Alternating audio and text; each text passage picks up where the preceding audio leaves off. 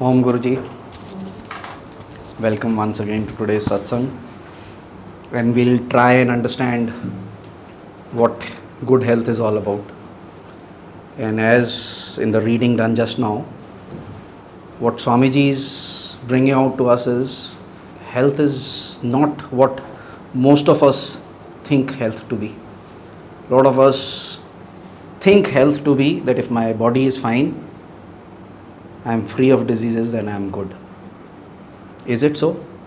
Just ask yourself. There have been many instances in our own lives where we are physically fine, but are we contented? Are we happy? Is each and every cell of our body bubbling with joy? Is it so? Then possibly we misunderstand what good health is.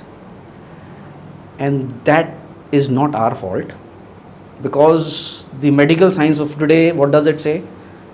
In fact, it is going more and more into specializations. All those 50 plus, they would realize that there was a time when we used to go to a doctor, he used to be general specialist. First doctor used to be him, and he used to say that you have this possible problem, and in case you require, you go to a specialist.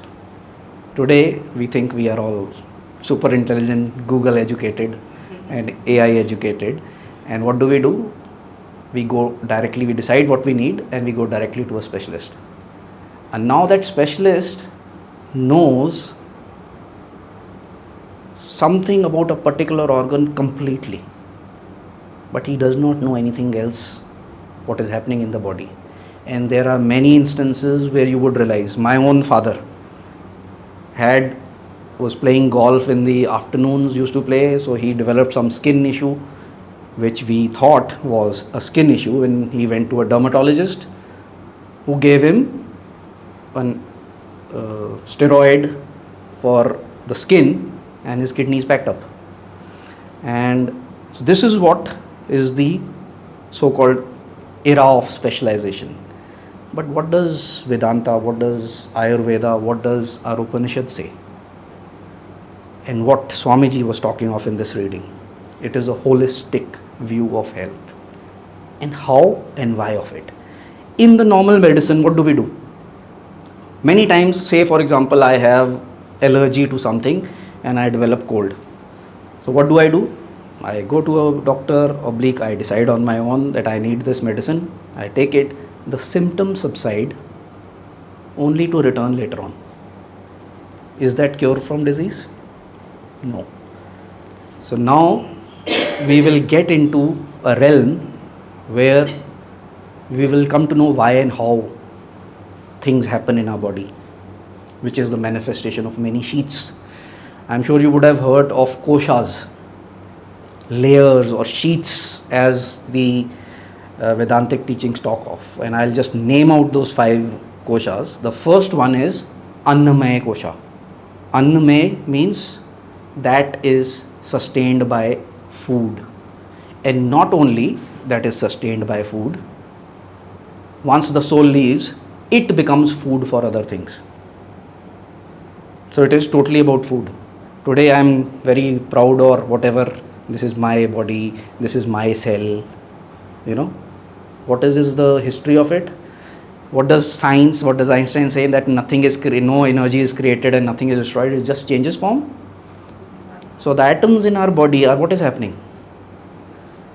I will leave this body, it will be cremated, it will become ash. 100 years down the line, it will go into a tree, some part of it, and it might be this stool. This stool might be having cells from Einstein and possibly dinosaurs, and I will become whatever. So take your body as that. It's a part of this creation of God that is given to you for a particular lifetime. You use it and carry on.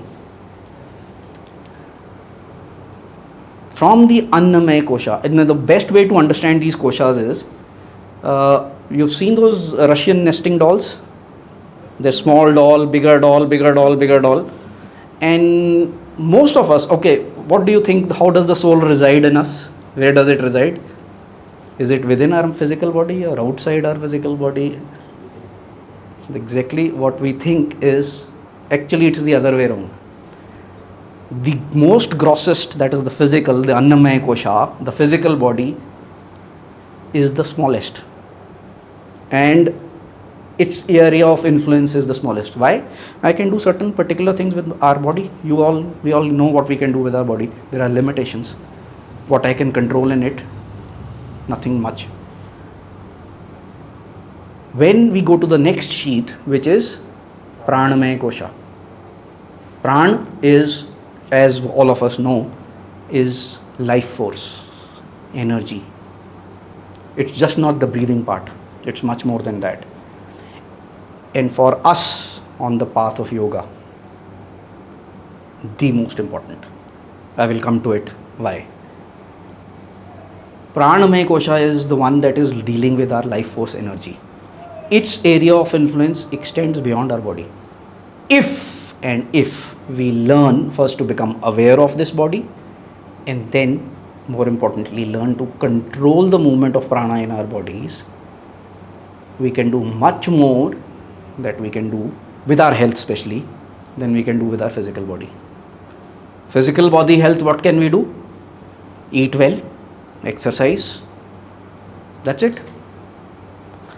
Go to a hill station for better air, which these days is not even better. So what do? But with prana, I will tell you how we can come into and use and heal ourselves and others also. Pranamaya Kosha is encased in the next kosha, which is Manomaya Kosha. Mano means what? Man. It is, if you want to understand what each of one of us is today and what people around us are, all the samskars, all the vrittis, all the past life impressions, diseases, tendency to be obese, tendency to be thin, you name it, is in this kosha. And we are carrying it from lifetime to lifetime. And it is coming with us. Remember, when so-called this body dies, the other koshas are going. If and only if we learn how to access this kosha, then we can cure our diseases from the root. Because the root lies here. What are we doing in today's so-called healing? Suppressing the symptoms. If I don't have flowing nose, cold is cured. No. So, to reach this layer, what becomes most important? Can we access it? Yes, we know what our mind is thinking, but can we go and change things there? Can we root out the causes of our diseases? I don't think so, most of us can. Then how do we access this? I'll tell you. The next kosha comes after Manomaya is Jnanmaya Kosha. Gyan here means wisdom. Gyan is not knowledge. Please don't confuse that I read certain books and that goes into my Gyan Kosha. No. Gyan Kosha works on intuition. Most of the human beings can access at maximum the Manomaya Kosha. Physical body, prana, we can possibly access, and little bit of Manomaya Kosha. Why human beings are said to be the only beings that can access God? Because we have the ability to access all the 5 koshas. You see an animal, say for example 2 lions. Are they different from each other? Okay, physical, if you observe them very closely, possibly those wildlife photographers, they would know a slight difference. But their instincts are same. Their way of doing things is same. And you see human beings around you. Any 2 of you are alike? No way. Where is the difference in this Manomaya Kosha? How Manomaya Kosha can be changed is because we are living in ignorance. We think our existence is in these 3 koshas. when through intuitive ability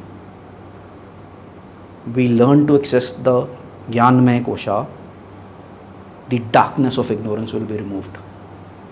And we will realize for ourselves that we are not this body, we are not this mind, we are not the movement of prana, even if we can access it. And in this, please don't get confused that I have reached my intuition.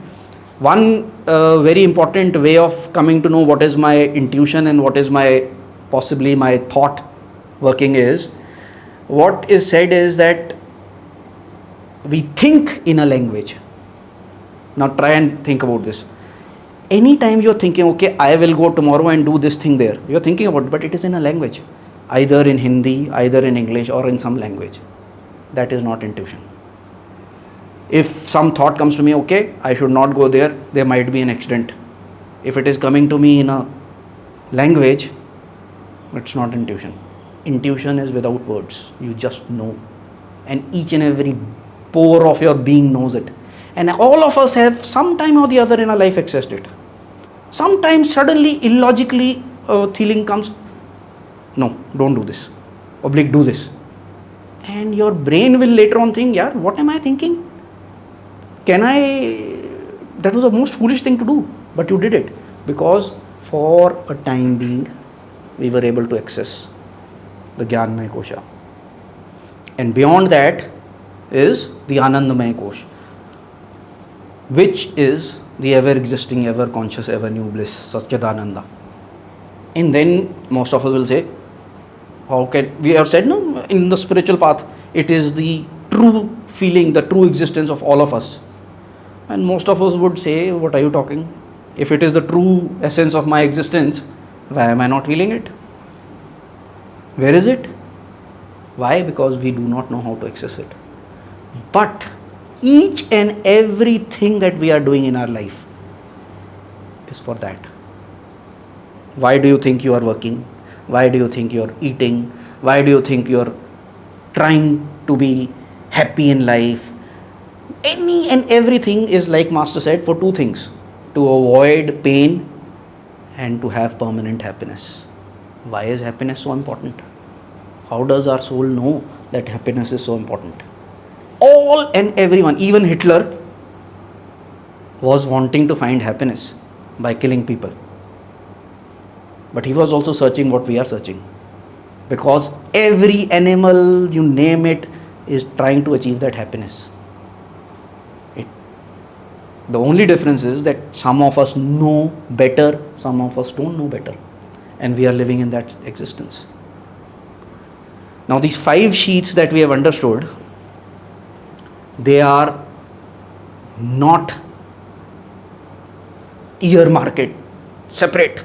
In fact, if they become hard and earmarked and separate, we will remain where we are. If I think I am the physical body, I will remain there. What did Master say? Where your consciousness and where your thought and your energy goes, that becomes active. Why do you think in meditation we are told to concentrate in this area? Medical science today proves it, that this is the part of the brain, the frontal lobes, which are secreting all the feel-good hormones, which are secreting the things that make us feel good, make us feel healthy. As you develop on the path of meditation and yoga, you become able to access things within you, the chakras, and eventually, with Master's grace, we will be able to access the pineal gland within us. And what can we do with that? Access it and it will start flowing. Now it's flowing, like I'm talking of it. I might fall down. It's blissful. What is happening? With Master's grace, one learns to consciously release hormones inside yourself, that you are happy all the time. This kingdom of God exists within all of us. We are carrying it. And when this system starts flowing, as the yogic terminology says, that even Swami Kriyananda and Master have mentioned it, ojas or the nectar of the gods, it starts flowing from the center of your belly, from the Sahasrara, it starts flowing down and goes within us. And each and every cell becomes radiant. Now you will say, if that was the truth, why aren't these masters looking like Brad Pitt? You know? Why? Because our sense of physical health is biceps, triceps, abs, and all these things. Which sheath is these things accessing? Repetitive exercises? Annamaya kosha, animal instinct. And you see what these people become, including I was also used to go in a gym once upon a time. Animals. Aren't they? Animals who can speak English. So, what is happening? It's a proper science happening. You must understand that each sheath, and how did these masters then heal people? They were accessing the sheaths within us. What happened when Daya Mata first met Yogananda ji in US? She was a brilliant student. In fact, she had played for basketball in her college, school, in fact, high school. And she developed a skin disease where blood started coming out of her skin. And it became so embarrassing for her that she had to have bandages, and she stopped going to school, doing anything. And she had found some person whom she thought to be her guru. When Master reached the place where they were staying with her mother, the mother went to listen to Yogananda ji for the first time. And she came back and she said, this person you have to listen to. And Daya Mata went, sat behind because she was conscious of her looks. She listened to a talk, and the talk was about healing. And she was attracted. The moment she says she entered that hall, she knew that there is something, some pull of this man. And in the second meeting, when she went up along with her mother to meet Master, Master asked the mother what happened to her, and she said, she has this thing. We have tried every possible doctor, and there is no solution. Master asked her, do you believe God can heal you? And she says, yes. And says, your daughter is healed. And she was healed for this disease never to return. There are so many stories. Sri Yukteswar had a disease, became very thin, almost like a skeleton, and he goes to meet Lahiri Mashaji. I am sure you would have read this in autobiography. And he goes to meet Lahiri Mashaji and he says, Master, I am gone thin, I am very unwell. He says, if you think you are unwell, then you are unwell. But he says, no, I have come to you for the healing. If you think that you can be healed, you are healed. He goes back home and he's feeling all the energy in himself. He says, wow, my master is one with God. Next day he goes running to him. You have healed me, Master, and everything. He says, you think so? I have healed you. But do you think you have that energy now? That doubt is implanted in him. He goes back. He's lost weight. He's again back to the worst day. This happens 3-4 times. Till the time Sri Yukteswar goes to Lahiri Mashaji and says, what game are you playing with me? And he says, don't you realize your own mind is making you well and your own mind is making you unwell? Have faith and you will be healed. And that one day, Sri Yukteswar ji gained 52 pounds. One day, 25 kgs. Never to lose it again. What happened? You would say, these are happening to these masters. There is a book that is in fact about to be launched at Ananda. It's called The Physics of Miraculous Healing. In fact, it is in the blog of Jyotish and Devi ji, which came out yesterday or day before yesterday. And in that, there is this Guru Bhai whose brother possibly had cancer, and he had nodes of the cancer nodes for the size of oranges on his neck, throat, and lungs. And his state had reached where the doctor said that at maximum 2 weeks you have. At that time in the hospital, he heard of a drug that has been developed new, and that it has got miraculous healing powers. And when he heard of it, something clicked in this guy, and he says, I want this. I know I will be healed with this. The doctor told him that first of all, it's in trial state, and secondly, it will not help you. You are beyond this. He says, no, I am willing to take the risk. Here, I sign it. Give it to me. The doctor agreed, gave it. This injection was given to him on Friday.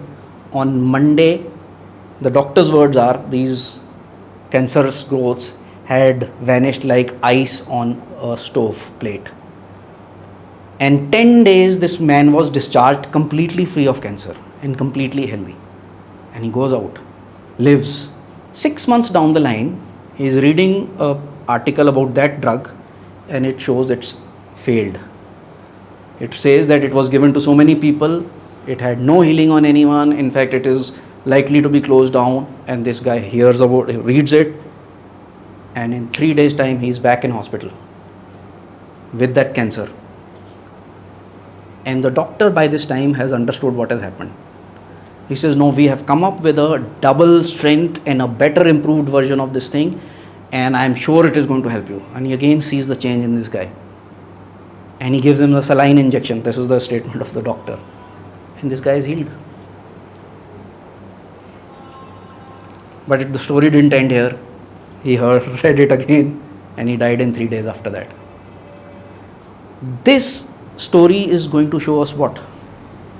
Manomaya kosha. Why do you think that there are certain people who just don't get sick? In Corona, you saw 2 kind of people. No, 3 kind. One kind was who went into a shell. I will not touch this. Spray, no, this, that, this. One was, kuch nahi hoga. I am a king, no Hamas, no nothing. And the third category was who followed the protocol, but inside them, they knew that I have a blessing. And you would realize the middle lot, the third lot, was the best of. Why? He was not being foolish, and he had the faith within himself. And that is where all healing lies. But you would say, then how come I am not healed? This conviction, this faith is not given by Guru and God to us till the time we are becoming and improving in yamas and niyamas. Why? If I had the power to implement what I am seriously thinking, and if I have a negative tendency to think, oh, I am going to get sick, I will get sick. So he is helping us out. Till the time I have negative feelings within me, this thing will not manifest in me. And you see how this thing manifests. The example is right in front of us. You see a child. The child is by nature happy. You give it food, it will start playing with the food. You give it anything. I'm not talking of a total infant. Matlab, the child has started walking a little bit and is aware of things and is wanting to enjoy. In fact, his joy is so great that people who meet him, they also start feeling good. Don't we start speaking in that language when you, oh beta, kya hua, and everyone has a smile when they see a child. What is happening?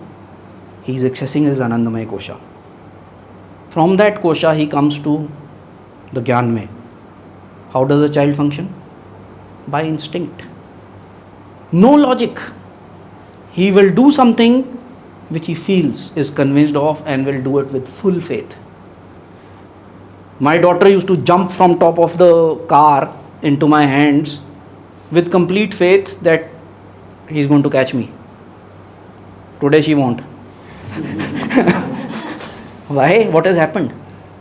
from that Gyanmay, because the children are functioning from instinct, from intuition, they are able to access that kingdom. They come to Manomay Kosha. What are children like? If they are happy, they will let the whole world know about it. If they are unhappy, that also they'll let the whole world know about it and make ensure that you know about it. They express their feelings freely. They are not bottled up inside them. They are accessing the Manomay Kosha. Pranamay Kosha. How much energy do children have? Unlimited energy. In fact, the parents get tired. Soja mere baap. And what is happening? He has accessed that kosha which exists within all of us. And the Annamay kosha, you see the bodies of children? So flexible, they can put their thumb into their mouth, and today you try and put your thumb in your mouth. And if the children are made to get into yoga and to all these things earlier in life, they become flexible, they become gymnasts. That is the way of living that God meant us to be. And what do we make the children? No, don't do this. This is bad. No, don't show, don't cry here. Don't show this, don't show. And they start forming boundaries in these 5 koshas. And more these boundaries become strict, the more we start living in animal life. And in that animal state, how can we and every cell within us be in bliss? We ourselves are blocking our access to this Anangamay Kosha. And we do not need every day, every moment to be told by our Guru, I am there for you, I am there for you. You see the example of Master and Sri Yukteswar. In 1910, when Master met Sri Yukteswar for the first time, on that day he told him that I will love you forever. I give you my unconditional love. And throughout 25 years after that, Sri Yukteswar never said anything about love. And when Master came back from US in 1935-36, one day he caught hold of Sri Yukteswar ji and he said, Master, my physical ears are thirsting to hear your love being expressed to me. And Sri Yukteswar said, these things are not said, they are felt. But Master said, no, my physical ears are waiting to hear those nectar-filled words. And that is the time Sri Yukteswar said, Yogananda ji, Yogananda, you are my spiritual son that I never had. I have loved you always and I will love you forever, for eternity. That is the love we have of our Gurus. Do you need anyone else? Do you need any disease to be cured from? Go within, feel His presence there, offer yourself at His divine feet. Everything will be taken care of. Stop using your brain. It's the biggest impediment. Let us also today bow down to these masters and feel their presence within us, because they are our raft across this ocean of delusion. So thank you so much, Ji.